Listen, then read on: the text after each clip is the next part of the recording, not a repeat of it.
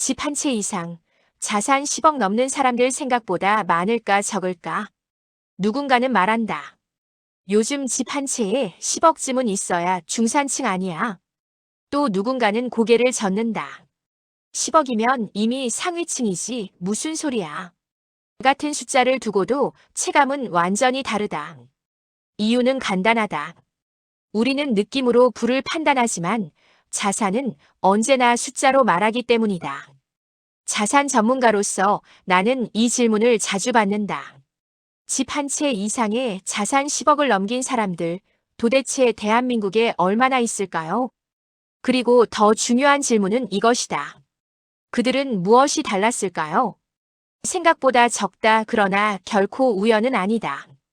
결론부터 말하면 집 한 채 이상을 보유하고 순자산 10억 원을 넘긴 사람은 대한민국 전체 인구 기준으로 보면 명확한 소수다.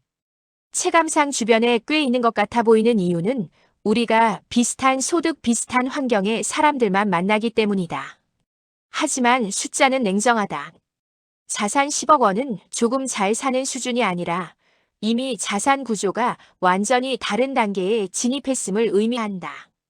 이 선을 넘은 사람들은 소비 방식, 투자 판단, 시간 사용, 위험 인식 자체가 달라진다. 이들은 월급만으로 10억을 만들지 않았다. 많은 사람들이 착각한다. 연봉이 높아서 가능했겠지. 물론 소득은 중요하다. 하지만 자산 10억을 넘긴 사람들을 분석해보면 고연봉자보다 구조를 만든 사람이 훨씬 많다. 그들은 공통적으로 월급을 목표로 삼지 않았다. 월급은 출발점이었을 뿐 목표는 아니었다. 소득이 생기면 곧바로 질문을 던진다. 이 돈을 어떻게 굴릴 것인가? 이 차이가 10년, 20년 누적되면 자산 격차는 회복 불가능한 수준으로 벌어진다. 부자들의 첫 번째 공통점 돈을 쌓지 않고 흘린다. 자산 10억을 넘긴 사람들은 현금을 사랑하지 않는다. 정확히 말하면 현금을 오래 들고 있지 않는다. 그들에게 현금은 안전 자산이 아니라 대기 자금이다. 기회가 오기 전 잠시 머무르는 장소일 뿐이다. 그래서 통장에 돈이 오래 머무르면 불안해한다. 이 돈이 지금 아무 일도 안 하고 있다는 사실이 손실처럼 느껴지기 때문이다. 두 번째 공통점 집을 소비가 아니라 전략으로 본다. 집 한 채 이상을 가진 10억 자산가들의 특징은 명확하다. 집을 감정으로 사지 않는다. 물론 첫 집은 예외일 수 있다. 하지만 두 번째 판단부터는 완전히 달라진다. 입지, 수요, 시간, 세금, 유동성까지 모두 계산한다. 지금 사는 게 맞는가? 보다.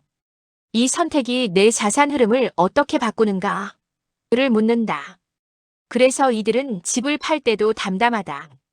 집은 목적이 아니라 도구이기 때문이다. 세 번째 공통점 돈보다 시간을 먼저 산다. 자산 10억을 넘긴 순간부터 이들의 관심사는 돈에서 시간으로 이동한다. 더 많은 돈을 벌기 위해 시간을 파는 구조에서 벗어나려고 한다. 그래서 사업이든 임대든 금융자산이든 반복 가능한 구조를 만든다. 한 번의 성공보다 여러 번 재현 가능한 구조를 선호한다. 네 번째 공통점 남들과 같은 정보에 늦게 반응하지 않는다. 이들은 뉴스를 보고 움직이지 않는다.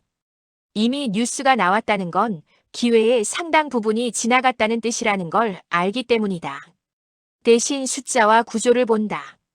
사람들의 심리보다 자금의 흐름을 본다. 그래서 조용히 움직이고 결과가 드러났을 때 이미 다음 단계에 가 있다.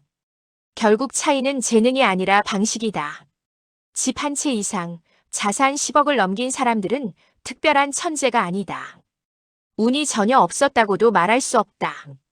하지만 공통적으로 분명한 한 가지가 있다. 돈을 대하는 태도가 달랐다.